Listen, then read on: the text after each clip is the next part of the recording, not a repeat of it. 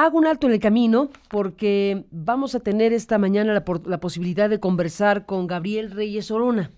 Gabriel Reyes Orona fue procurador fiscal de México, otras cosas también, pero destaco que fue procurador fiscal de México, y le hemos llamado porque al revisar y compartir con este espacio de noticias la investigación de Mauricio Montes de Oca, nuestro colega periodista que ahora se encuentra en BuzzFeed News México, salió el nombre de Gabriel Reyes Orona en una investigación que tiene que ver también con el caso Chihuahua de la siguiente manera. Voy a recuperar lo que Mauricio Montes de Oca publicó 23 de diciembre del año pasado y ahora escucharemos a Gabriel lo que nos tenga que decir. Dice el reportaje que el 28 de diciembre de 2001, en pleno Día de los Inocentes, en 2001, el gobierno del entonces presidente Vicente Fox dio a conocer que Gabriel Reyes Orona renunció a su puesto como procurador fiscal. Semanas antes de dejar el puesto, Reyes Orona entregó al Congreso un informe sobre exfuncionarios de los pasados gobiernos priistas que evadieron grandes cantidades de impuestos. Ya no hay intocables, ya no hay personas que se puedan seguir burlando de la autoridad, y ahora el que no pague se equivoca, dijo en aquel entonces, de acuerdo con una edición de la revista Proceso. Casi 2 años después de su renuncia, el 11 de julio de 2003, el ex procurador Gabriel Reyes Orona y el capitán Luis Alfredo Rayet Díaz, un piloto aviador, constituyeron Jet Combustibles SADCB, una empresa que actualmente está siendo investigada por desviar recursos públicos a campañas del PRI. Así lo demuestran documentos del Registro Público del Comercio de Saltillo, consultados por BuzzFeed News México. Este medio preguntó al ex procurador fiscal cuál fue su motivación para fundar la empresa y le dijo Reyes Orona a Mauricio: me pareció un área de oportunidad, ya que conozco bien la regulación del sector aeronáutico donde existe un ilegal monopolio, respondió por escrito. Mi intención en 2003 era tener interés jurídico para demandar la extinción del monopolio en combustibles, pero los costos no lo permitieron. 4 meses después de la fundación de la empresa Jet Combustibles, Reyes Orona vendió sus acciones a Alejandro Gutiérrez Gutiérrez. Aquí hago un paréntesis y quito la lectura. Alejandro Gutiérrez Gutiérrez es el hombre clave en la investigación Chihuahua, que hoy se encuentra en prisión. Cierro el paréntesis y sigo leyendo a Mauricio en este reporte de BuzzFeed. 4 meses después de la fundación de la empresa Jet Combustibles, Reyes Orona vendió sus acciones a Alejandro Gutiérrez Gutiérrez. Posteriormente, el capitán Rayet Díaz también se deshizo de sus acciones de la empresa. El ex procurador aseguró que la venta de sus acciones ocurrió porque era una gran inversión, requería una inversión que yo no realizaría en un sector ajeno de la prestación de servicios legales, que es mi especialidad. A unas semanas de que fue fundada Jet Combustibles, las acciones de la empresa terminaron en manos de Alejandro Gutiérrez Gutiérrez, quien después de ser senador por Coahuila ascendió hasta la cúpula de la dirigencia priista y se convirtió en secretario general adjunto del partido. Y bueno, pues hasta aquí dejo la lectura de este reportaje publicado en diciembre, que nos da pie para conversar este día y esta mañana con el propio Gabriel Reyes Orona, pues porque el nombre Alejandro Gutiérrez en este reportaje asociado a la empresa que fundaste es muy relevante. Gracias, Gabriel, por tomar la comunicación esta mañana. Buenos días y bienvenido. Muy buenos días. Un saludo a tu auditorio y a ti. Pues te pregunto así directo, ¿qué tendrías o qué tienes que decir respecto a esa empresa que fundaste junto con el capitán Rayet y que ahora forma parte de investigaciones asociadas a un hombre como Alejandro Gutiérrez Gutiérrez? ¿Cómo fue eso, Gabriel? Mira, te platicaría yo que este es un gran ejemplo de por qué la transparencia rinde frutos y a todos nos conviene. Es cierto que Mauricio hizo una investigación registral, a diferencia, llegó un poco más lejos que algunos otros de sus colegas, pero no profundizó en los documentos que obran en el Registro Público de la Propiedad y del Comercio. ¿A qué me quiero referir? Si él hubiera ido directamente a los documentos, habría advertido que a pocos días de fundada la empresa o constituida la empresa, que es la palabra correcta, yo señalé que no adquiriría las acciones porque no me interesaba participar en la empresa. Entonces, se lleva a cabo un acta de asamblea en la que se indica que dado que yo no voy a suscribir ni pagar las acciones, la sociedad me retira la calidad de socio. Legalmente y formalmente me retiraron la calidad de socio y fue la sociedad la que puso a disposición de Alejandro Gutiérrez esas acciones. No es exacto, no es preciso que yo le vendí acciones a Alejandro Gutiérrez. Simple y sencillamente yo no las pagué. Ahora bien, este retiro de la calidad de socio que se hizo en el 2003-2004 se hizo en 2 etapas para evitar que la sociedad tuviera problemas con la integración de acciones. Sin embargo, es muy claro, Carmen, que yo nunca recibí ningún dividendo de esta sociedad, no participé en su administración, no fui apoderado de la sociedad, nunca le entregué una cantidad a esta sociedad, ni la sociedad me pagó dividendo alguno porque no tenía yo derecho por no ser socio, y no recibí ni tuve nada que ver con la operación de esta empresa, cuyo vínculo, nexo, se acabó allá en el 2004. Ahora, si alguien dice, oye, fuiste fundador de la empresa, pues a mí me parece un poco exagerado llamarme o imponerme el mote de fundador cuando a mí se me invita a participar en una empresa en la que yo me retiro porque decido no pagar las acciones. ¿Es eso? Queda constancia en el Registro Público de Comercio, tanto estatal como federal, que a mí se me retiró la calidad de accionista desde el 2004 porque yo le manifesté a la empresa que no iba a adquirir las acciones. A ver, déjame entender, Gabriel.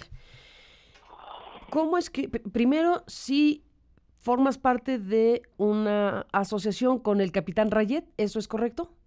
No, tampoco es ¿Cómo definirías explícalo tú, cómo es que el capitán Rayet y tú, el capitán Rayet, tú dices que no fundan, pero crean, constituyen, ¿cuál es la palabra para decir que se creó una empresa que ahora está en manos de Gutiérrez Gutiérrez? Tú lo acabas de decir muy bien. Alejandro Gutiérrez tenía una empresa, tenía o tiene, la verdad no lo sé, que se llama Jet Compartidos. Esa empresa era propiedad de Alejandro Gutiérrez. El representante legal de esa empresa es el capitán Rayet, quien me invita a formar parte de esta empresa o a invertir en esta empresa. ¿En Jet Compartido? Compartidos, cuyo representante legal es Rayet. Esa Rayet, hace unos días, unas semanas después, le digo que no tengo interés en participar ni comprar las acciones. Entonces Rayet la lleva a asamblea, pide que se me retire la calidad de socio y que se le vendan a un tercero. Y es la sociedad la que decide vendérselas a Alejandro Gutiérrez. ¿Y quién es la sociedad, Gabriel? Jets Compartidos. ¿Y quién hace la sociedad de Jet Compartidos? Jets Compartidos, como te decía yo, fui invitado, se constituye la sociedad y sí, yo acepté la invitación inicial. Jets Compartidos y yo, en el 2003, firmamos el contrato constitutivo de la sociedad. Sin embargo... ¿Entre quién y quién, Gabriel? Perdóname, ¿no? Déjame ir para que no me equivoque. ¿Entre quién y quién constituyen Jet Compartido? A ver, Jets Compartidos, no conozco quiénes son los accionistas de Jets Compartidos, sí sé que uno de ellos era o es Alejandro Gutiérrez, pero Jets Compartidos me invita a constituir esta sociedad. Pero ¿cómo? Me detengo un segundo aquí. Gabriel, sí. Tú dices, no conozco quiénes son los socios de Jet Compartidos. Jet Compartidos, así es. ¿Crees o sabes que Alejandro Gutiérrez era socio? Él sí. O sea, tú sí sabes... Seguro. ¿Seguro? A ver, vamos por partes. Tú sí sabes que Alejandro Gutiérrez era socio de Jet Compartido, no sabes quién más. No sé quién más, pero sí sé que él era socio, porque el que me formula la invitación es Alejandro Gutiérrez. En ese entonces, presidente o secretario de la Comisión de Hacienda de la Cámara de Senadores, con quien yo tenía mucho contacto en mi carácter de procurador fiscal. Uh-huh. Nuestras funciones oficiales determinaron una intensa convivencia durante esos años. Entonces, Alejandro Gutiérrez, que sabe que yo tenía intenciones de demandar la nulidad del monopolio de combustibles, me invita a formar esta nueva sociedad y él comparece a ella a través de Jets Compartidos. El representante es Luis Rayet. Dime un segundo. Sí, déjame ir por partes, Gabriel, porque es muy importante lo que estás diciendo. Sí. Alejandro Gutiérrez, a quien tú conoces, porque siendo tú procurador fiscal, Alejandro Gutiérrez tenía una función legislativa, ¿dijiste? Así es, él era secretario presidente de la Comisión de Hacienda del Senado de la República. Estaba en funciones como secretario de Hacienda, perdón, como presidente de la Comisión de Hacienda de la Cámara de Diputados, y tú en funciones como procurador fiscal.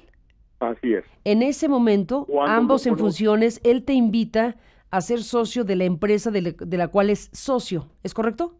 Así es. Cuando yo salgo de la Procuraduría, como un año o año y medio después, constituimos Jet Combustibles. Esa sociedad se da por su parte a través de Jet Compartidos, que era propiedad de él o de otros accionistas, y a mí se me invita a participar con 10 acciones. Pero dime una cosa, Gabriel. Sí. ¿Tú aceptas la invitación de Alejandro Gutiérrez a ser socio de Jet Compartido y te haces socio ahí? No. No. Yo acepto la invitación a formar una nueva empresa para demandar la nulidad del monopolio en combustibles en el país. ¿En ningún momento fuiste socio de Jet Compartido? No, de Jet Compartidos jamás fui socio. Entonces tú dices, de Jet Compartidos, el que sé que era socio era Alejandro Gutiérrez. Aquí Alejandro Gutiérrez te invita a ti y a Rayet, que a su vez es representante legal de Jet Compartido, a crear una nueva empresa que es Jet Combustible, ¿cierto? Cierto. Y entonces, déjame volver, ¿te haces o no socio de Jet Combustibles? Suscribo el convenio de constitución de la sociedad y semanas después me presentan el plan de negocios. Cuando yo veo el plan de negocios, yo les dije, mi intención fundamental es combatir o pelear el monopolio de combustibles. Ellos me dicen, nuestra intención es otra, es operar servicios de combustible y no sé qué otras operaciones. Dice, eso a mí no me interesa. Entonces les manifiesto que no voy a comprar, no voy a adquirir las acciones, que les devuelvo y retiro mi participación. Esto en el 2003-2004. Pero quedó registrado tu nombre y también quedó registrado que tú mismo renunciabas a las acciones, a la posibilidad de tener acciones. ¿Todo en el mismo acto notarial? Una asamblea, ¿Todo en el mismo acto notarial? No, son 2 o 3 actos notariales, porque dado que solamente había 2 socios iniciales, ellos no querían ser atacados de que se perdía el hecho de haber 2 accionistas. Entonces lo hacen en 2 etapas. Primero me quitan 9 y luego me quitan la 10ª. Uh-huh. Pero yo jamás realmente fui socio de la sociedad, dado que deja sin efectos mi participación, y así obra y consta en el Registro Público de Comercio, tanto de Saltillo como en el federal, desde que lleva la Secretaría de Economía. Los documentos son claros, en el sentido de que la propia sociedad me retiró la calidad de socio. ¿Los 2 socios iniciales, entonces, de Jet Combustibles son? Jets Compartidos y servidor. Esos 2 socios son, a ver, déjame volver.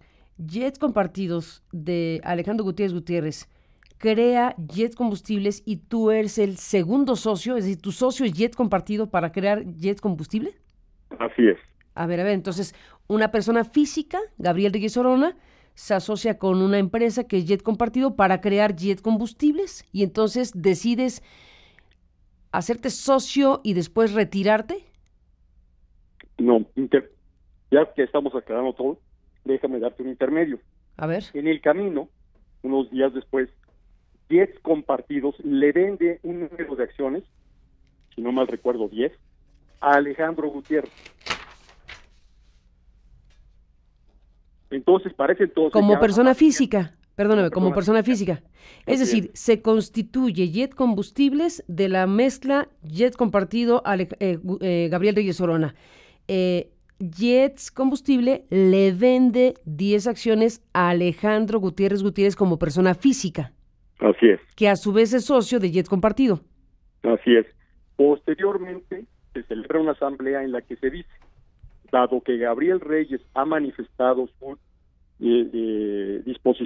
no disposición a adquirir las acciones y no las va a pagar, se le retiran las acciones y la calidad de socio y se ponen a disposición de un tercero.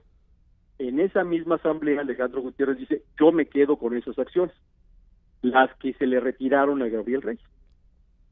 De forma que no soy yo quien se las vende. Primero me las quita Jet Combustibles, las pone a disposición de venta porque yo no las pago, me quitan la calidad de socio y Alejandro Gutiérrez se queda con toda esa participación. En conclusión, Jet Compartido tiene como socio a Alejandro Gutiérrez y probablemente a más personas que tú no conoces. Así es. Y Jet Combustibles se queda socio Jet Compartido como empresa y Alejandro Gutiérrez como persona física, pero es la misma cosa. Es correcto. Esto desde el 2003-2004. Es decir, casi 13, 14 años antes de que pasara lo que hoy en día se está investigando. Vamos a eso. Gabriel, te propongo. Sí. Tú dices, bueno, esa fue mi intervención en la historia de esta empresa. Así Tú dices, yo no fui socio al final de cuentas, yo no tuve nada que ver con la operación, no te consideras ni siquiera fundador, aunque en cierto sentido lo eres. La creación del nombre. La palabra, por eso te decía yo, es comparecía a la constitutiva de la sociedad, sí.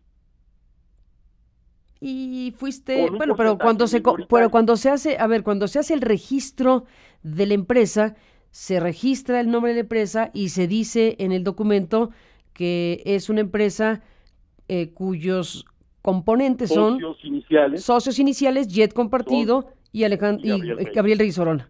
Pero en el mismo registro se dice, en el 2004, dado que Gabriel Reyes no paga esas acciones, se le retira su calidad de socio y se pone a la disposición de un tercero las acciones. Y entonces, ¿tú ya nada que ver en ningún momento de nada de entonces a la fecha?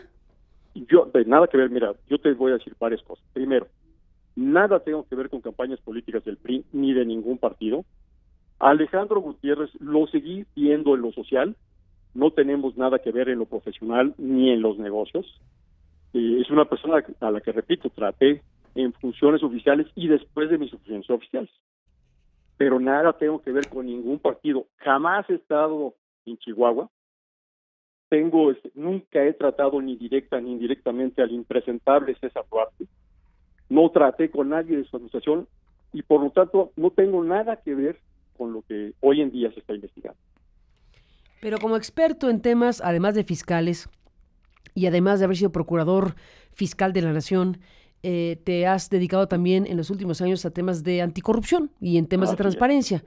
En ese tenor, Gabriel Reyes Orona, déjame te pregunto, ya que nos has dicho tu historia sobre esta empresa que ahora aparece en escena porque forma parte de este entramado de las investigaciones judiciales en Chihuahua, se utilizaron empresas precisamente para distribuir recursos, presuntamente, que venían, y nadie como tú que lo puede entender, de la Secretaría de Hacienda. Es decir, el entramado es de la Secretaría de Hacienda, dice la investigación, se depositaron recursos millonarios al gobierno de César Duarte, que habría indicado a sus funcionarios como al secretario de Hacienda del Estado de Chihuahua y al secretario de Educación Pública que firmaran unos contratos con unas empresas para que ese dinero de esas empresas fantasma llegara a las campañas del PRI, incluso de otros estados de la República Mexicana. En las declaraciones testimoniales ante el Ministerio Público, tanto el secretario de Hacienda de Chihuahua como el secretario de Educación de Chihuahua, y dicen que el gobernador les señaló que eso tenían que hacerlo para precisamente fondear las campañas políticas. En el camino, tal como lo reveló The New York Times, Jesús Esquivel y nuestro colega Assam Ahmed, en el camino hubo también una cantidad, si no me equivoco, 4 millones de pesos, que se habría dirigido a otro lugar que todo indica es esta empresa, y que eso parece ser una especie de comisión de las gestiones que habría hecho Alejandro Gutiérrez, y como parte de esas transferencias algo se quedó en el camino y ahí pues aparece esto que ahora estamos tratando de dilucidar contigo. ¿Qué papel jugaste? Y si lo jugaste en este entramado, tú dices yo nada que ver con lo que ocurrió. Pero eso es lo que está a la mesa y ahora te pregunto, como experto en temas de transparencia y anticorrupción, pues ¿qué te dice todo el caso Chihuahua con elementos como estos?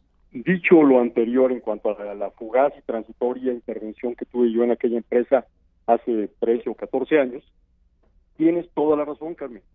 Yo lo he dicho no una, sino varias veces en este medio y en otros, que para que se muevan estos caudales, estas fortunas por parte de los gobernadores señalados, es ineludible la participación de la Secretaría de Hacienda. Es imposible mover esas cantidades y llevar a cabo los procedimientos de los que hoy en día estamos conociendo sin que haya conocimiento y participación por parte de altos funcionarios federales. Yo he señalado particularmente a alguien que ustedes no han estado indicando, que es en este caso Fernando Galindo Favela. A ver. ¿Quién es Fernando Galindo Favela? Él es el subsecretario de egresos de la Secretaría de Hacienda y Crédito Público y es el que hace las asignaciones y que no pueden moverse esas sumas y esas cantidades sin que él lo sepa, lo tolere o hasta lo autorice. Y si él lo sabe y lo conoce y hasta lo autoriza, esto nos lleva inmediatamente a Luis Videgaray. Yo no voy a cambiar, por supuesto, lo que he venido diciendo y lo sostengo. Es necesario ampliar la investigación a los funcionarios federales. Luis Videgaray y Fernando Galindo Favela, subsecretario de egresos, tienen que dar la cara y explicar qué pasó en Chihuahua. Porque hoy, Carmen, el secretario de Hacienda dice que la cláusula sexta del convenio delega en el gobierno del estado de Chihuahua la investigación y la fiscalización y el seguimiento de los recursos. Eso no es cierto, eso no es correcto desde el punto de vista legal. Si la ley establece con toda claridad y puntualidad que es la Secretaría de Hacienda la encargada de fiscalizar y supervisar los recursos federales, no se puede delegar ni transferir por convenio esa responsabilidad. El primer interesado en saber dónde está ese dinero y aclarar todo es el gobierno federal a través de la Secretaría de Hacienda y Crédito Público. Entonces, por supuesto, yo creo que en esta investigación debe de extenderse a funcionarios federales. ¿Desde Chihuahua o desde el ámbito federal mismo? No, federales. Sí, pero a lo que tú dices, esta investigación tiene que trascender al caso Chihuahua, o sea, conecta con el tema federal, pero ¿qué instancia? Del estado de Chihuahua o del gobierno federal tendría que ampliar la investigación en los términos que tú dices. A dos personas. A ver. Luis Videgaray y Fernando Galindo Favela. Esos son los nombres que tú sabes que deben ser investigados, pero ¿quién debe investigarlos? Así es, mira, hace muchos años... A ver, Gabriel, espérame. ¿Quién debería, si tú planteas las cosas así, qué instancia es la que debería hacer esa ampliación de investigación ya en el ámbito federal? ¿La PGR? Ambas. Aquí recordemos que hay... ¿Ambas cuáles? ¿PGR y quién? Ambas. La autoridad federal vía PGR y la autoridad local vía Fiscalía del Estado. Y déjame nada más recordarte esto, Carmen. Hace algunos años tú y yo platicamos sobre el caso Pemex Gate. Sí. En aquel entonces yo dije que era imposible que cientos o miles de millones de pesos se entregaran a un sujeto tan particular como el sindicato de Pemex, sin que el secretario y el subsecretario de egresos lo supieran. Sin embargo, el gobierno de aquel entonces no quiso extender las investigaciones al secretario y subsecretario de egresos, que necesaria e ineludiblemente tuvieron que tener conocimiento del movimiento. Entonces, qué bueno que hoy en día anda por acá Gurría para decirnos qué recuerda de cómo se movió y entregó ese dinero al sindicato de Pemex. Pero hoy es exactamente lo mismo. ¿Cómo es posible que se puedan canalizar o transferir cientos o miles de millones de pesos a los gobernadores y el secretario de Hacienda y el subsecretario de Egresos no dan cuenta sobre cómo fiscalizaron, siguieron y evaluaron la aplicación del dinero a los destinos correspondientes? Qué bueno que Chihuahua está haciendo su investigación. Qué bueno que Chihuahua haga lo propio para fincar responsabilidades tanto a sus funcionarios locales como a particulares que pudieran estar involucrados. Alejandro Gutiérrez tendrá que dar cuenta sobre lo que haya hecho o haya dejado de hacer, porque la ley debe ser pareja y debe ser aplicada para todos. Pero Gabriel, sí, te escucho. No, a ver, te escucho, Carmen, a ti. No, bueno, es que me quedé con lo que dijiste hace un momento de Alejandro Gutiérrez. Habiendo sido, pues sí, una especie de socio fugaz o fallido, como le quieras llamar, de esa sociedad con Gutiérrez, al final, ¿qué te dice la circunstancia en la cual se encuentra hoy Gutiérrez en Chihuahua? Es decir, ¿hasta dónde podría un hombre con la posición que tuvo Gutiérrez en la dirigencia nacional del PRI, ¿hasta dónde podría llegar esta historia en esto que, bueno, ahora lo conocemos por Chihuahua, pero el personaje era de carácter nacional? ¿Hasta dónde puede llegar esta historia? ¿O debería Claro, llegar? mira, déjame empezar diciendo que a Alejandro Gutiérrez en los últimos 10 años lo habré visto unas 5 veces, y esto en plazas comerciales o restaurantes. De Alejandro Gutiérrez no he recibido más que buenos tratos. No sé si está implicado o no en alguna actividad ilícita o en algún negocio que deba de explicar a los mexicanos y al gobierno de Chihuahua. Realmente, para mí, la parte relevante y donde debe de iniciarse una investigación es de donde sale el dinero. Esto nos lleva a la Secretaría de Hacienda y Crédito Público, y que la cláusula famosa del convenio de investigación no puede ser aplicada en este caso, dado que los que derivaron el dinero son funcionarios federales. ¿Cómo es posible que hoy el día el Instituto Electoral no nos pueda decir nada sobre esta posible triangulación? ¿Cómo es posible que en la investigación no se estén llamando, o cuando menos a comparecer, a funcionarios federales, cuando ellos son el origen del proceso? Es decir, para cuando tú vas a hacer una investigación en materia de desvío de recursos, tienes que iniciar desde donde partió el dinero y hasta donde llegó el dinero. Lo que yo he escuchado en tu programa es que sale de Hacienda y llega al PRI estatal. ¿Está bien? ¿Qué O pasó llega a otros estados, que ese es el tema también de lo que declaran lo que declaran los procesados en Chihuahua, los exfuncionarios de Chihuahua que declaran en estas investigaciones, aluden a que el tema era dinero que financiaría otras campañas en otros estados de la República Mexicana. Sí, no, yo incluyo otros estados. Y se mencionan otros estados, se menciona Tamaulipas, se ¿no? menciona, sí, Durango, se mencionan otros estados de la República, Veracruz, cuyos gobernadores, Gabriel, déjame te detengo, cuyos gobernadores, pues hasta donde veo, no dan señal de vida sobre el tema. Claro, mira. A menos que nos vayan a sorprender con una investigación al rato, pero no sabemos. Yo nunca he pensado que ninguno de los Duarte, César y Javier, o Roberto Borges, realmente hayan podido concentrar y manipular esas cantidades. Eso tuvo que haber sido una operación operada desde la Federación. Esas cantidades son muchísimos, es una cantidad espeluznante, ¿no? Son miles de millones. Si Javier Duarte hubiera manejado 40,000 millones, no hubiera estado en un país centroamericano viajando en aviones comerciales. Tendría una flotilla de aviones y estaría en alguna isla. Si fuera para él solamente. Esta investigación es un tema de naturaleza de desvío de recursos federales, que sí tiene implicaciones en los estados, y qué bueno que los estados hagan sus investigaciones. Decía la ex candidata presidencial y ex embajadora de México en Brasil, Cecilia Soto, en una entrevista hace unos días aquí, este es el lavallato mexicano. ¿Te parece a ti algo así? Mira, yo creo... Por su dimensión, o debería serlo.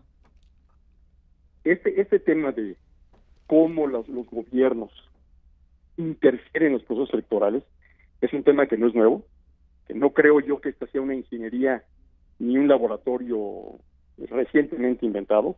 Para mí esto viene desde muchos años atrás. Qué bueno que se le ponga un alto. Pero yo sí creo que es muy importante que se haga una investigación seria en algo que se llama un proceso origen-destino.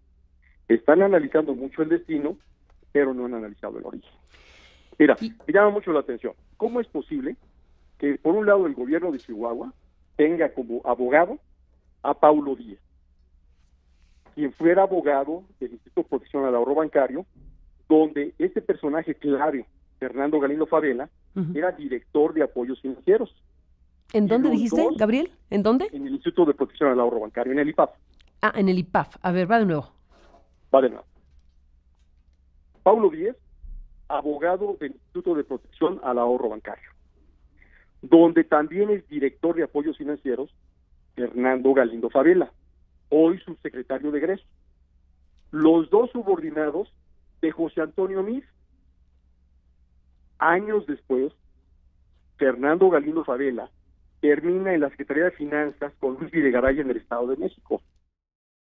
Hoy los veo enfrentados, entonces, veo a un Paulo Díez, ex IPAF, acusando, señalando omisiones y irregularidades de su otrora colega de trabajo, Fernando Galindo Favela, mago de los egresos de este país, personaje clave en una investigación de esta naturaleza.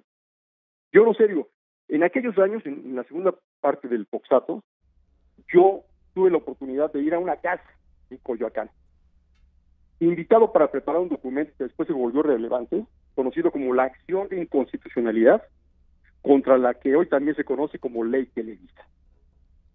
Pasé tardes revisando ese documento, documento de acción de inconstitucionalidad, con otro senador que se llama Javier Corral Jurado.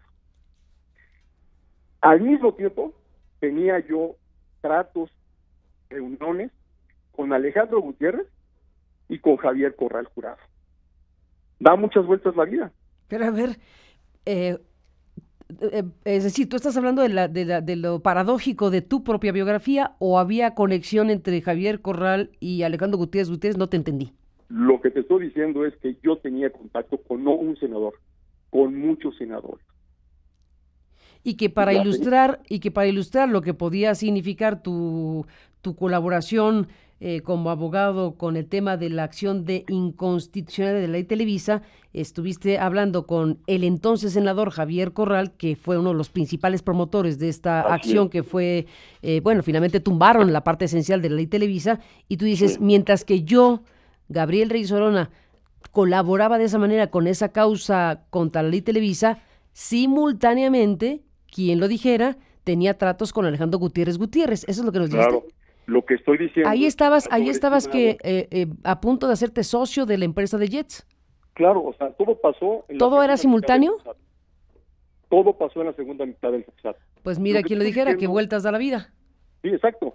Lo que estoy diciendo es que se ha sobrevalorado la relación o vínculo que me pudiera dar con Alejandro Gutiérrez, cuando simultáneamente también los tenía con Javier Corral Jurado y con muchas otras personas.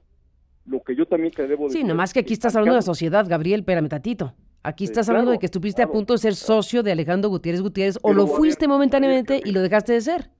A ver, Carmen, no aislemos tanto el tema. Recuerda quién era Alejandro Gutiérrez en el 2003. A ver, dímelo tú. Alejandro Gutiérrez era el presidente de la Comisión de Hacienda del Senado de la República. Pues sí, nomás. Nieto de un expresidente de la República, egresado de la Revolución Mexicana, cuyo hermano era querido gobernador de Coahuila. Uno de los empresarios más prominentes de Coahuila. Uno de los empresarios más destacados del sector aeronáutico nacional. O sea, no se trata de un personaje así oscuro que de repente aparece. No. Estamos hablando de un alto funcionario federal que me hace una invitación, como también otro alto funcionario federal me hizo una invitación a su casa para elaborar la acción de inconstitucionalidad de la Ley Televisa. ¿Quién te invitó en Coyoacán? Lo que quiero decir es que no hay que sacar de contexto el hecho de que tenga uno contacto con determinadas personas. Bueno, sí. Alejandro Gutiérrez debe tener más accionistas o socios que son igualmente limpios y transparentes en su proceder y que no pueden ser de alguna forma señalados ni tampoco satanizados por haber tenido algún tipo de relación comercial con Alejandro Gutiérrez. Reitero, en mi caso particular, esa sociedad fue fallida, ni siquiera llegó a concretarse y materializarse. El punto aquí, Gabriel, es que resulta que esa empresa, de la cual ya hablamos tan ampliamente ese día, forma parte de las investigaciones porque habría llegado ahí parte de ese dinero al bolsillo pues de Gutiérrez, porque el socio finalmente de esa empresa acaba siendo Gutiérrez, y como lo planteó Jesús Esquivel aquí, pues fue una especie como de comisión, que se quedaron 4 millones de pesos ahí, y entonces todo lo demás corrió por la ruta de las campañas, presuntamente, y esa parte, bueno, aparece en una empresa de Jets, de Gutiérrez.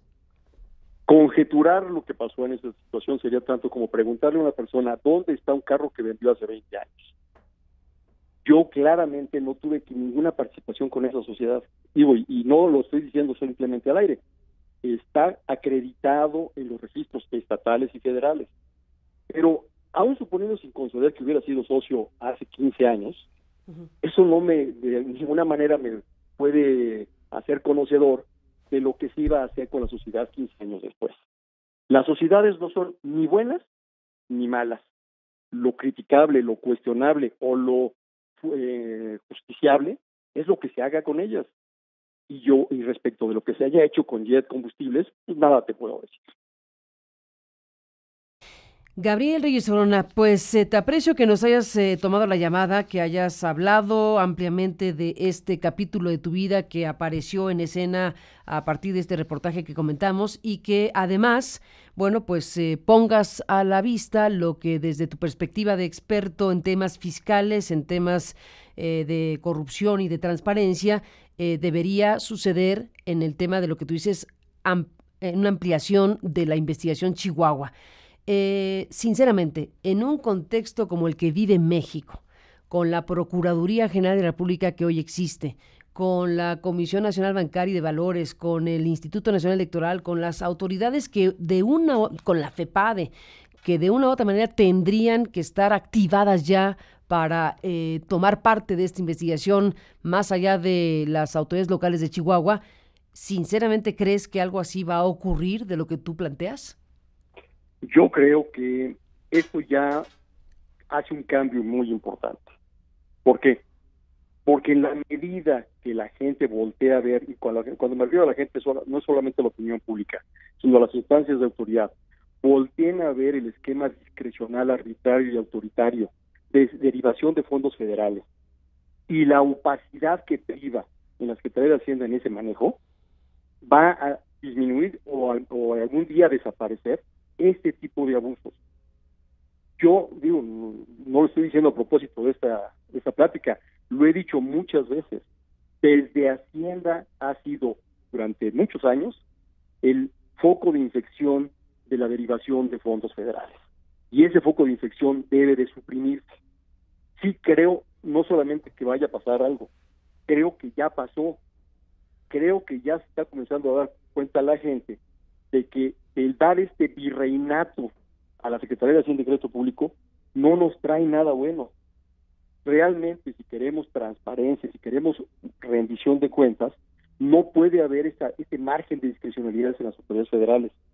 Qué bueno que hoy Chihuahua lo haga y después que lo hagan los demás estados, pero sí, Carmen, con apego al derecho, atendiendo el debido proceso, respetando la presunción de inocencia, porque si no, lo que estamos haciendo es iniciar y encaminar procesos que por sus vicios después pueden llegar a caer. Una investigación mal llevada puede ser tan malo como una no investigación. Entonces, ojalá el gobernador Corral lleve con mucha limpieza, con mucha claridad todo su proceso, sin violentar derechos fundamentales, sin darle a las personas la oportunidad de defenderse. Yo lo que sí te puedo decir, Carmen, es que mi actuación en esa constitución de Jetco hace 15 años es totalmente transparente, clara, y tan es así que los registros de comercio federales y estatal dan cuenta de mi salida inmediata de esa sociedad. ¿Y qué es lo que tú querías hacer como socio de? Dijiste que querías combatir el monopolio del combustible. Sí, mira. ¿Cómo es eso? Mucha gente se preguntará por qué. ¿Por qué querías hacer? A ver, ¿qué es eso? Es muy claro. Mira, el aeropuerto de Saltillo es único. ¿Por qué es único? Es el único aeropuerto estatal que creció, se desarrolló y funciona al margen del sistema aeroportuario federal. Es el único lugar donde la autoridad federal no tenía completamente controlado la distribución de combustibles.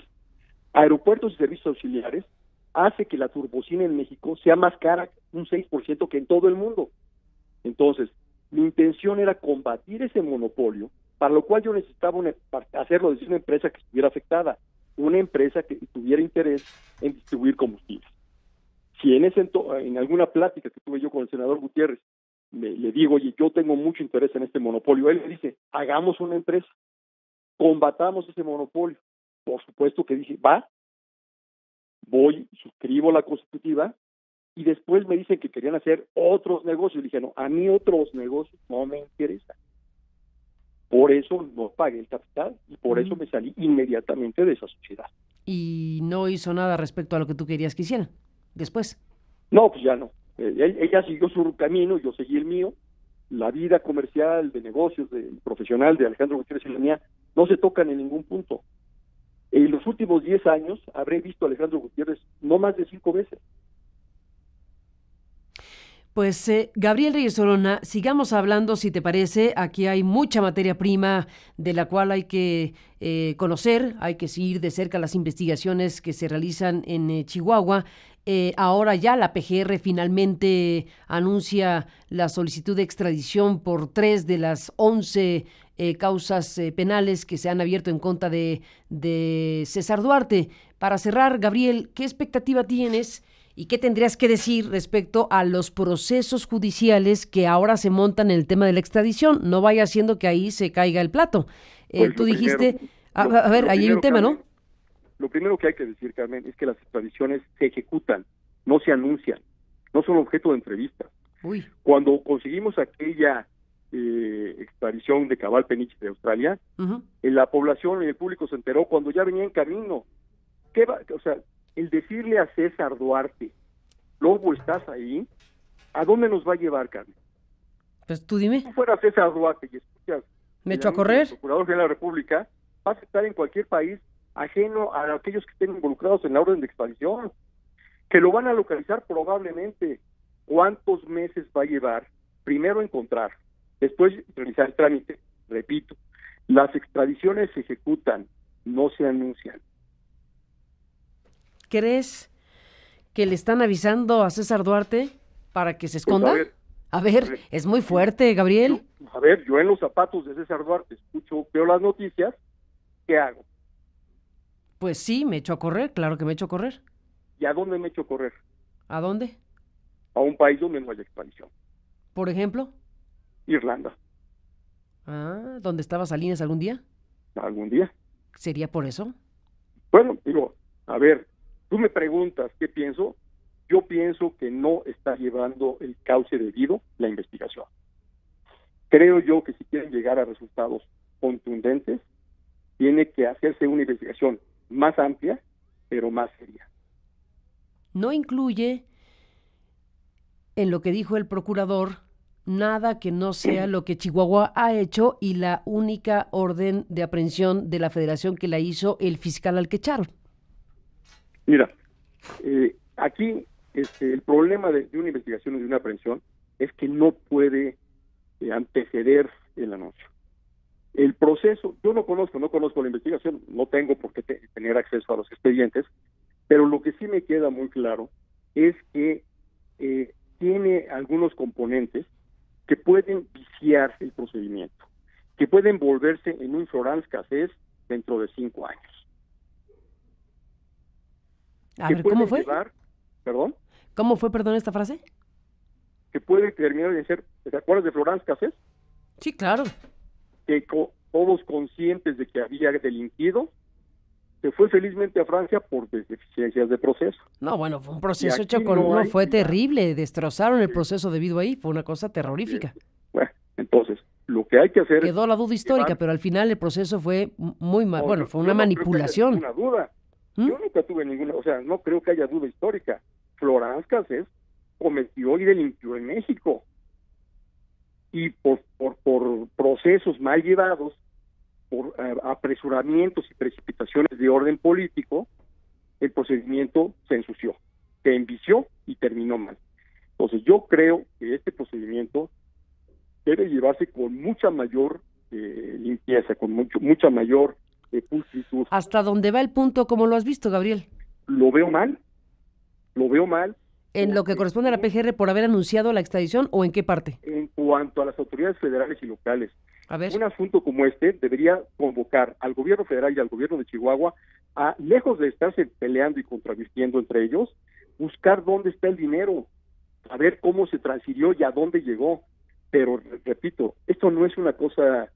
Pero eso no ocurre, Gabriel, porque, a ver, aquí hay un punto importantísimo. Sí. Eso sería lo que una sociedad esperaría de sus autoridades, que estuvieran colaborando directamente el gobierno federal, el gobierno de Chihuahua, para ver dónde está el dinero, cuál fue el origen del asunto, origen y destino, como dijiste. Pero aquí hay un pleito fenomenal porque el gobernador dice que lo están reprimiendo, que lo están castigando con millones de pesos que ya habían acordado entregarle desde Hacienda, y tú también sabes de eso, y que no se los dan por castigarlo, por llevar a cabo esta investigación judicial. ¿Qué dices de eso, Gabriel? Mira, ahí el problema, y también es un tema de precisión técnica. A ver. El problema que está planteando la Secretaría de Hacienda es el siguiente. Hacienda hace su premisa diciendo, si los convenios de derivación de fondos, como el que se firmó en diciembre, es objetado en cuanto a su validez por el gobierno de Chihuahua, entonces no voy a cumplir el que se firmó con Javier Corral. Le preguntan a Javier Corral, ¿tú estás poniendo en tela de juicio sus convenios? Y él contesta otra cosa. Entonces, yo creo que lo que hay que decir muy claramente es que Javier Corral no está impugnando la validez de ese tipo de convenios. No dijo eso, sino sí. el destino a donde los recursos se llevaron. Uh-huh. Pero uno dice una cosa y el otro contesta lo que quiere, pues no llegan a ningún lado. Entonces, sí. Bueno, sí, Hacienda ha tenido varias versiones, eso es verdad. Sí, tú tienes razón, en este país no colaboran las autoridades de la Federación y de los estados, pero las técnicas de investigación, Carmen, no son un invento, son realmente producto de mucha investigación y de mucha experiencia, y para poder tú llegar a esclarecer un desvío de recursos, el procedimiento es origen-destino. Y estamos haciendo un procedimiento destino, ¿quién sabe qué? Ahí no vamos a llegar a ningún lado. Yo no he escuchado que nos digan, ya te vi la parte de los cheques, pero yo no he escuchado que realmente tengan una integración social y de otros lugares donde el dinero pasa de una mano a otra. Entonces, si el gobierno federal dice, yo no debo de fiscalizar, no estoy de acuerdo. La ley de responsabilidad hacendaria, de presupuesto de responsabilidad hacendaria es clara. El responsable de la fiscalización es el gobierno federal. Porque entregó ese dinero. Porque entregó ese dinero. Aunque aquí se está dando a entender que yo ya te entregué el dinero, Chihuahua, y ahí tú sabes en qué te lo gastas. Así es. ¿Por qué no podemos admitir? Y entonces dice Hacienda que no tiene que fiscalizar ese dinero que ya entregó. Sí, ¿por qué no podemos admitir esa cláusula, Carmen? A ver. Primero, porque legalmente no es delegable, no se puede pactar o transferir la responsabilidad de fiscalización. Pero sobre todo, porque el procedimiento pareciera que arranca desde la recepción de los recursos, y no es así. El procedimiento a ser investigado debe ser analizado desde su inicio, desde las autorizaciones presupuestarias, desde la clasificación y vamos a decir desglose del presupuesto federal, para llegar a entregarlos. Es decir, estamos queriendo conocer lo que pasó en una habitación teniendo la mitad apagada. Entonces, las técnicas de investigación, digo, si quieren realmente saber qué pasó, tienen que prender la otra mitad de la habitación. Y la tiene que prender la propia federación. Lo tiene que prender. Pero, ese es el tema ahí. Yo no veo inconveniente en llamar a Luis Videgaray y a Fernando Galindo Favela a declarar qué saben sobre la derivación de los fondos. ¿Por qué no?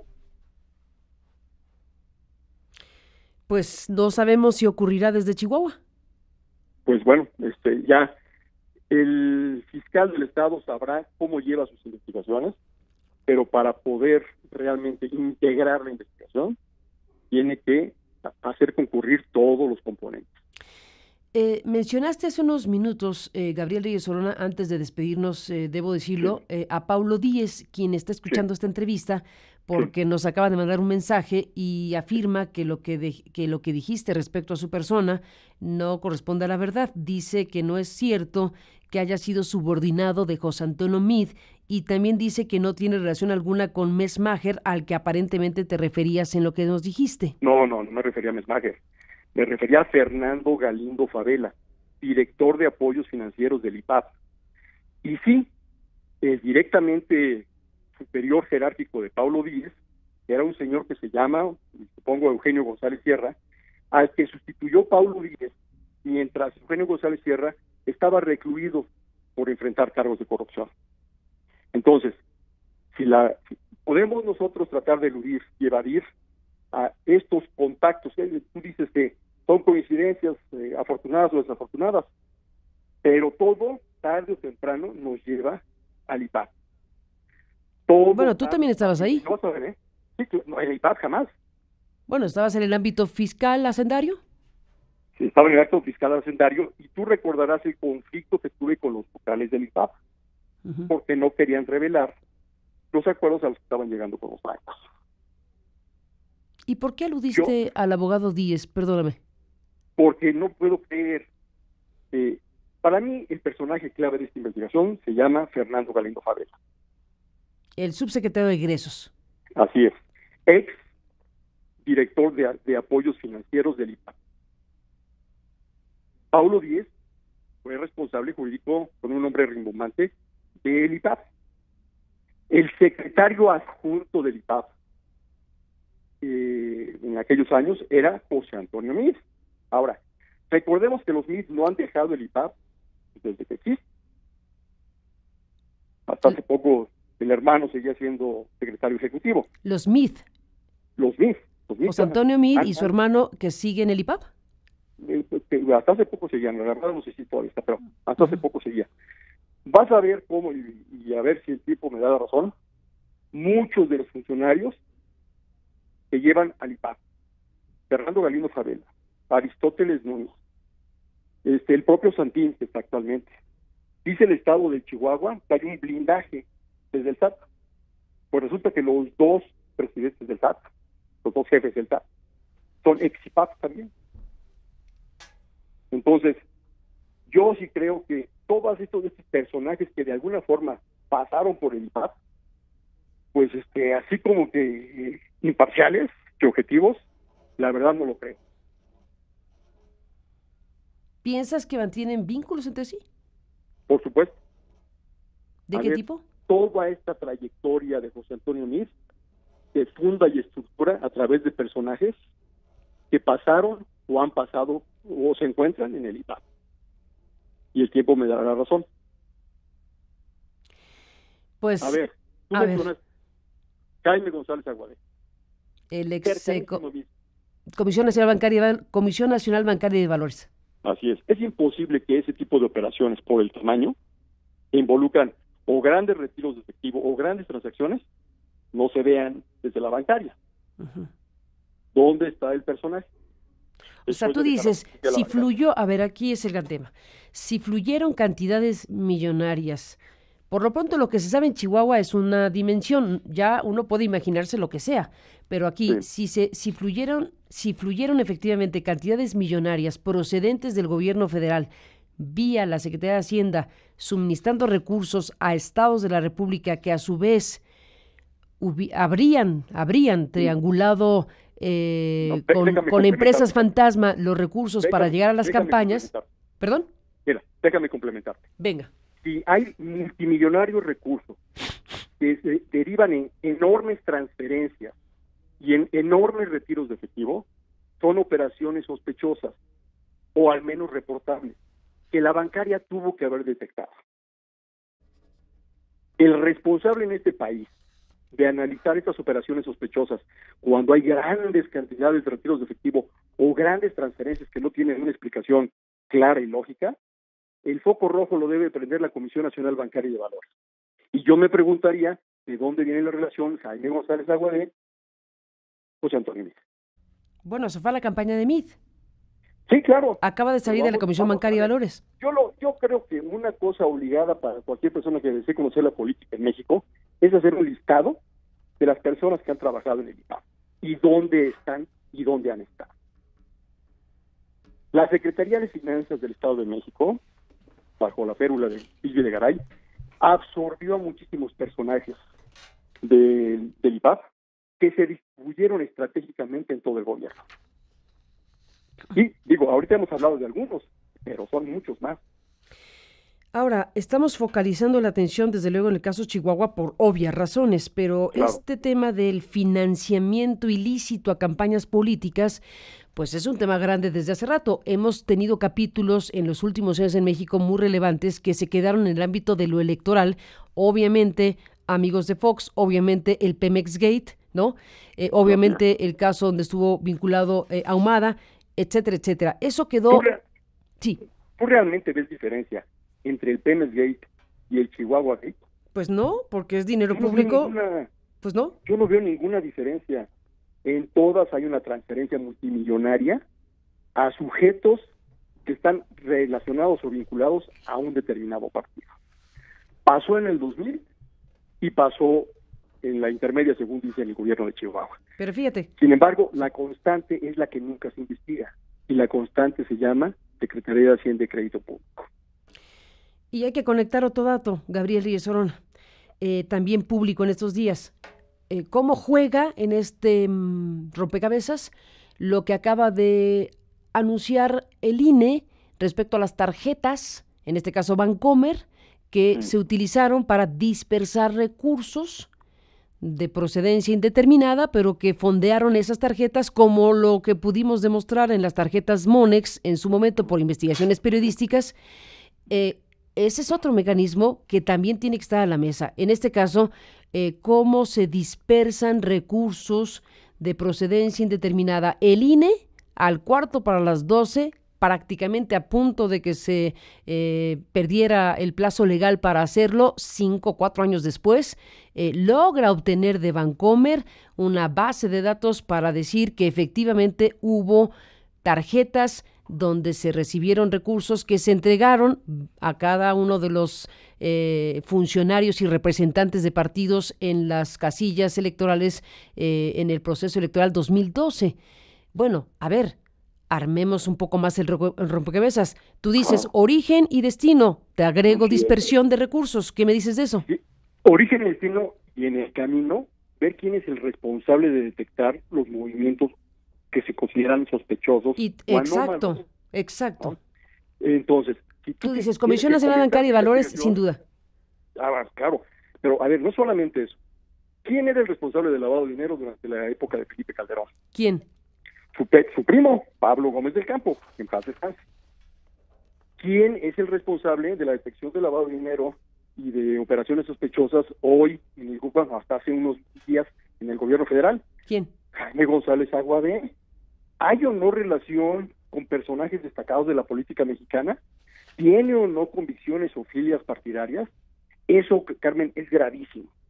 El hecho de que las autoridades financieras tengan abiertas y declaradas filiaciones y convicciones políticas los descalifica para esos puestos.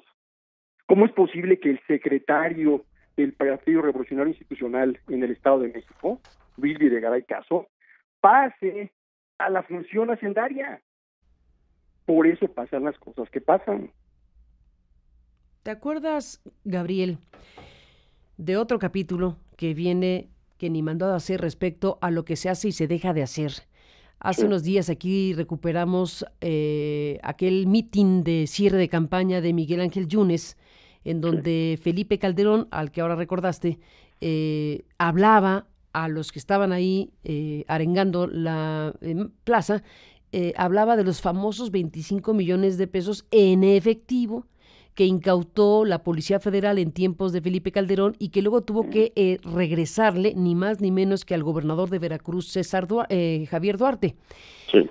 A mí me parece que esa es una escena tremendamente fuerte, y si tú tienes tiempo, danos unos pocos minutos más, ya sé que te he robado mucho tiempo, pero déjame recuperar esto, porque vale mucho la pena ya agregar asuntos donde la responsabilidad de los personajes públicos es enorme y no están a la altura de la necesidad de la sociedad mexicana de destapar algo que es profundo, de raíz, sistémico, que es la transferencia millonaria de recursos desde hace quién sabe cuánto, dinero que es de la sociedad, dinero que tendría que estar utilizado para otras cosas, que se utiliza indebida e ilegalmente para trastocar los ejes fundamentales de la democracia, entre otras muchas cosas, porque con ese dinero que juega paralelamente a lo que el INE y el IFE organizan, pues es lo que realmente da la pauta de lo que pasa en las elecciones en México desde hace un buen rato, y la fiscalización que debería provenir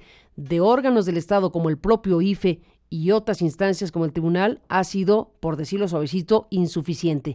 Pero si... En este caso, a ver, el caso Odebrecht te dejan claro que los sistemas de fiscalización del INE son rústicos, primitivos y completamente insuficientes. Tienen todas las herramientas legales, como nunca en la historia ese instituto tiene herramientas legales para hacer investigaciones fiscalizadoras. En este país el problema nunca ha sido la ley. En este país el problema ha sido los funcionarios que la dejan de aplicar.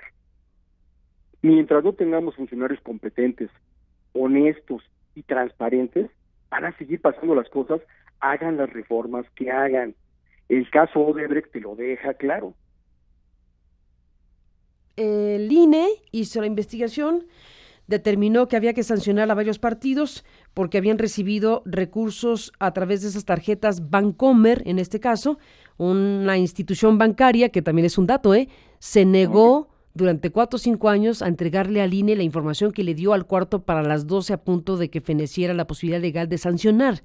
Bueno, a ver, que un bancote como Bancomer no haya dado la información que tenía, pues tampoco es para que se pase de largo, ¿no? Pues si no es voluntario, pero mira, las operaciones se ¿No es voluntario? ¿O qué, no, qué no pudo haber pasado para que Bancomer no diera la información que finalmente dio? La Comisión Nacional Bancaria y Valores tiene más que facultades para exigir hasta la última instancia esa información, pero incluso, Carmen, ni la necesita. El propio sistema te permite dar seguimiento a estas operaciones sospechosas y relevantes. Todas estas transferencias, todos estos retiros masivos de efectivo, todas estas derivaciones de fondos anómalas aparecen en el sistema de la Comisión o deben aparecer en el sistema de la Comisión Nacional Bancaria de Valores. Pero mientras sea una entidad politizable a través de sus funcionarios, en México no van a cambiar las cosas. La función de la Comisión Nacional Bancaria de Valores es muchísimo más importante de lo que parece. La unidad de inteligencia financiera, pues bueno, ahí están los resultados, ¿no? Entonces, yo sí creo que es bien importante, más allá de estos temas de que si la gasolina, bueno, está bien, pero el problema de fondo, Carmen, es que no podemos continuar con investigaciones incompletas. Tú hablabas ahorita de cómo el pase dato, no sé cómo se llamaba. Pasa el dato, sí, lo que Chihuahua... Todos los mexicanos pasa el dato, creo. De dar la cara, de decir lo que sabemos y lo que no sabemos sobre todos los temas. Yo, en este caso, te digo, jamás he estado en Chihuahua, no conocía al indeseable de Javier Duarte y César Duarte, pero lo que yo sí creo es que, respetando otra vez, digo, el debido proceso, respetando la presunción de inocencia, debe declarar todas aquellas personas que tengan algún punto de contacto con la investigación. Oye, pues a ver, Gabriel, déjame regresar al tema de Felipe Calderón. Sí. Desde luego buscamos al expresidente de México para ver si nos daba una entrevista, cosa que desde luego no ocurrió, como se puede apreciar, pero lo buscamos porque cuando recordamos su participación en ese cierre de campaña de Yunes, pues sí, el entonces, bueno, era expresidente ya, pero hace una revelación tremenda. Él tendría que colaborar con la autoridad para que diga lo que en el templete le dijo a los seguidores de Yunes.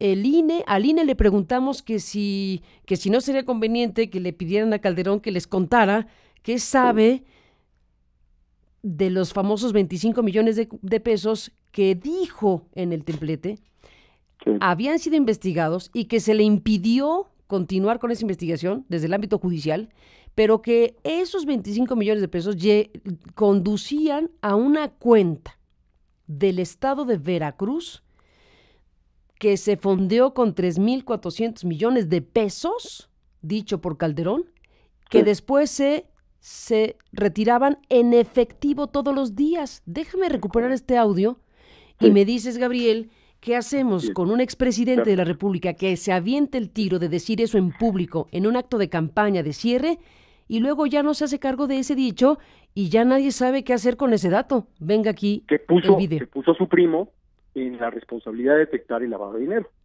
A Pablo González del Campo. Así es. A ver, escuchemos a Calderón. Lo que me duele enormemente, lo que está pasando en Veracruz.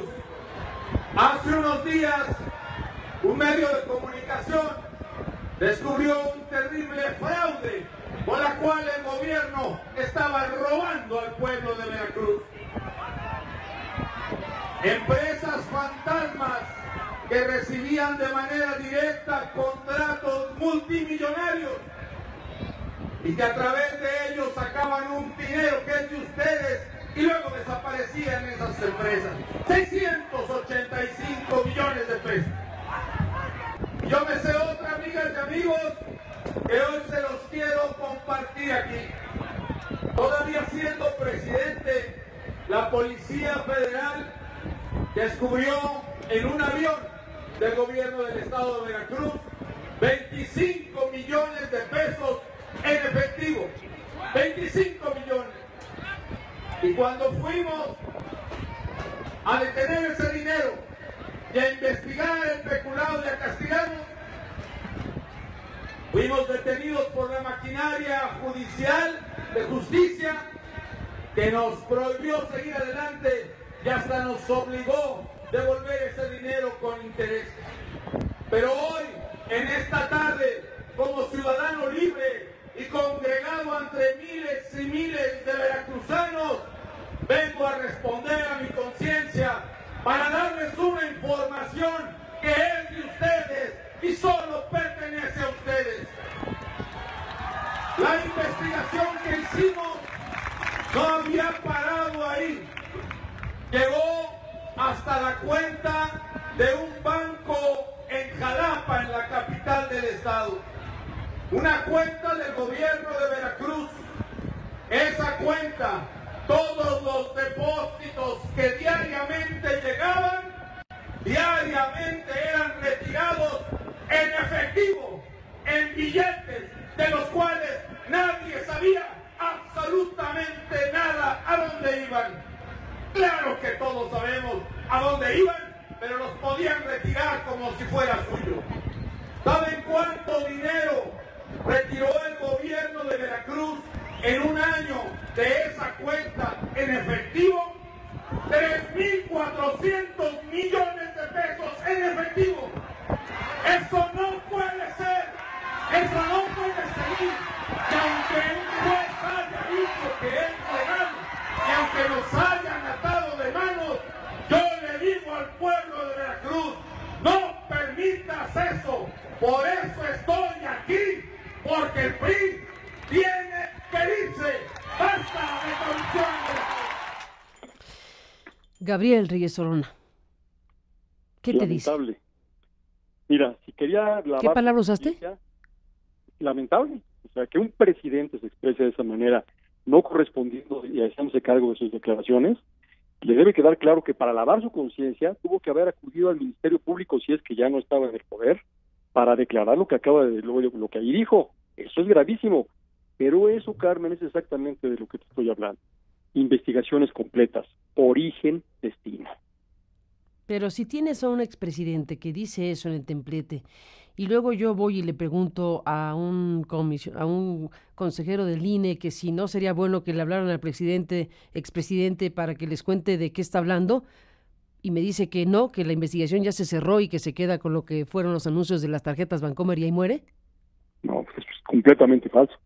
Hay evidencia de ulteriores delitos que pueden o no ser electorales. Y aquí recordemos, mira, de lo que se está hablando en el caso de lo que está diciendo este sujeto Calderón, es lavado de dinero. La prescripción de lavado de dinero son 10 años. ¿Cuánto? 10. ¿10 años? Así es. Recuerda que la mayor parte de los delitos federales contra servidores públicos, el promedio es 7 años. Y el de lavado de dinero que lleva 10. O sea, que no se preocupe el funcionario del INE. Si ya hicieron un análisis en lo electoral, esto no quiere decir que no haya desgloses en otras materias. Así que si Calderón quiere limpiar y lavar su conciencia, que se presente en el Ministerio Público Federal. 3,000, dijo. El dato es brutal, ¿eh? El dato es... Sí. Donde lamentablemente va a acabar siendo partícipe, porque eso se llama encubrimiento. Lo que él describió en el templete se llama encubrimiento. 3,400 millones de pesos en efectivo sacados de la cuenta de Veracruz en un año. Así es. Brutal. Sí, solo en un estado, solo en un estado de la República, Veracruz. ¿Y por qué estamos hablando de esto ahorita, Carmen? Y dice, bueno, y el presidente de la República, expresidente, desde luego no tiene por qué tomarme la llamada, sino quiere a mí como periodista, porque lo hemos buscado. Que no me tome la llamada, pues, ¿qué te puedo decir? Pero efectivamente hay una obligación, al tener esa información en su poder, y decirle en el templete, de acudir al Ministerio Público como mínimo. Y de quienes lo oyeron, y de quienes lo oyeron, preguntarle, ¿a poco no habría alguien que podría decirle, oiga, usted dijo eso en el templete, venga usted a contarnos de qué está hablando, de qué sabe? Porque no es una obligación ética, Carmen. que no le dice nada a Calderón. Es una obligación legal. El Código Nacional de Procedimientos Penales es muy claro y dice que si tiene conocimientos de un hecho delictivo, tiene que acudir y denunciarlo ante las autoridades. Pues no lo ha hecho. Más que lo hizo en ejercicio de una función pública. Uh-huh. Es gravísimo, Entonces, ¿cómo es ves? gravísimo. A mí me parece ¿Cómo puedes gravísimo que Calderón no, bueno, olvídate que nos dé una entrevista, no acuda al Ministerio Público, pero que también las autoridades que saben de esta declaración que es pública, pues tampoco están haciendo nada al respecto, obviamente. También incumpliendo con el 222 del Código Nacional de Procedimientos Penales. Pues fíjate cuánta información tenemos como sociedad. Si hacemos recuento rapidísimo, Gabriel, para despedirnos, cuánta información tenemos ya como sociedad de lo que pudo haber pasado en la campaña electoral 2012, ¿no? Ahí está el Monex Gate, ahí está el Bancomer Gate, ahí están las informaciones que más o menos se investigaron. Ahí está la declaración de Felipe Calderón respecto a cómo Veracruz pudo haber financiado lo que él sugiere en su frase hacia el PRI, porque aunque no dice tan categóricamente que es un tema electoral, pero va fraseando las cosas de tal manera para decir, nadie sabe a dónde fue ese dinero, pero todos sabemos a dónde se fue y por eso se tiene que ir el PRI, como tendría uno que entender su frase, ¿no? Así es. Y entonces, si ese dinero, efectivamente, como dice Calderón, en un año solamente, ascendió a 3,400 millones de pesos, ya no sabemos hasta dónde pudo haber llegado esa cantidad y si fue dinero estrictamente del Estado de Veracruz, de sus propios recursos, que sería gravísimo, o bien, ¿por qué no pensar, pudo haber sido también este mecanismo de financiamiento desde la propia federación, triangulándolo por las finanzas locales? Y estamos entonces en un retrato espejo de lo que está sucediendo en Chihuahua. ¿Por qué pensar que Veracruz, Chihuahua y Tamaulipas son únicos? A mí, Carmen, digo, porque yo, como tú hablas, o alguna vez escuché que decías del derecho a la suspicacia, ¿no? Sí, así le llamo. Me resulta más relevante el caso de Puebla que el caso de Chihuahua. ¿Puebla? ¿Por qué? Puebla ¿Qué pasó en Puebla? Es un estado con unas características muy, muy particulares. Hay una cantidad de escuelas y universidades en las que no caben todos los mexicanos, o sea, todos los mexicanos no podríamos llenarlas.